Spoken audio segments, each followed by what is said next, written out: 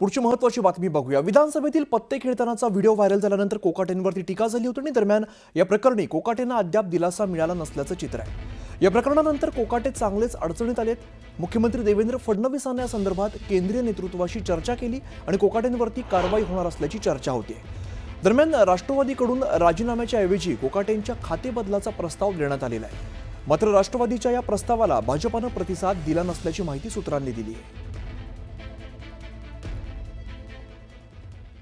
तर रमी खेळण्याच्या मुद्द्यावरून वादात सापडलेले राज्याचे कृषी मंत्री माणिकराव कोकाटे आज शनीचरणी लीन झालेले आहेत। सकाळीच माणिकराव कोकाटे यांनी शनी मंदिरात जाऊन दर्शन घेतलं आणि राज्याचे कृषी मंत्री तथा जिल्ह्याचे पालकमंत्री माणिकराव कोकाटे नंदुरबार जिल्ह्याच्या दौऱ्यावरती आहेत। यावेळेला त्यांनी शनी मंदिरात जाऊन मनोभावे दर्शन घेतलंय। राज्यामध्ये मंत्रिमंडळात फेरबदल होऊन अनेक मंत्र्यांना मंत्रिमंडळातून डच्चू दिला जाणार असल्याची चर्चा आहे आणि वरिष्ठ सूत्रांकडून ही माहिती समोर येते।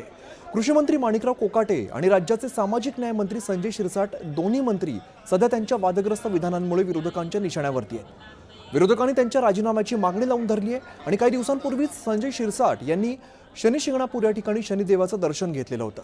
सहकुटुंब अभिषेक आणि तैलाभिषेक करत दर्शन घेत इडापिडा टळू दे अशी प्रार्थना सुद्धा त्यांनी केलेली होती। त्यानंतर आता रमी खेळण्याच्या व्हिडिओमुळे वादात सापडलेले कृषी मंत्री माणिकराव कोकाटे यांनी सुद्धा शनी मंदिरात जाऊन दर्शन घेतलेलं आहे। त्यामुळे संकटात सापडलेल्या मंत्र्यांच्या देवदर्शनाची चांगलीच चर्चा आता रंगू लागली आहे।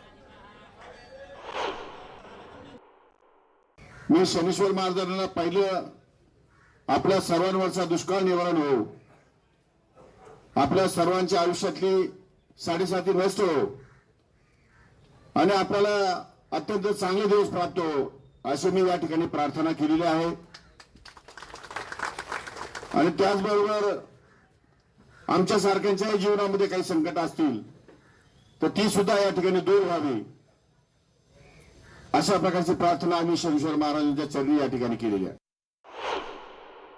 मी उलट शनिदेवताला त्या ठिकाणी प्रार्थना करतो की सामान्य लोकांना या दोन्ही विभागाच्या माध्यमातून आणि इतरही विभागाच्या माध्यमातून जो त्रास होतोय, जी पीडा लागली ती पीडा या गरिबाची जाओ, या विभागाची जाओ अशी मी शनिदेवताला त्या ठिकाणी प्रार्थना करतो। त्यामुळे किती तुम्ही मंदिरात गेला, कुठेही तुम्ही प्रार्थना केली तरी एक त्या दोन्ही नेत्यांना सांगतो की कुठलीही देवता हे कोणाचं ऐकतात तर सामान्य लोकांचं ऐकतात आणि आज सामान्य लोकांची इच्छा आहे की तुम्ही ती खुर्ची सोडावी आणि कुठल्या तरी सक्षम व्यक्तीकडे ते पद जावं जेणेकरून आत्ता होणारा अन्याय हा कुठेतरी कमी होईल।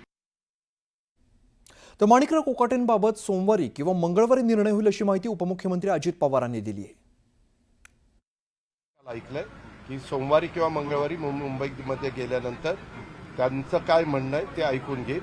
त्याच्यानंतर राज्याचे प्रमुख यांचा तो सगळा अधिकार असतो, त्यांच्याशी चर्चा करून त्याबद्दलचे पुढच्या गोष्टी काय असेल ते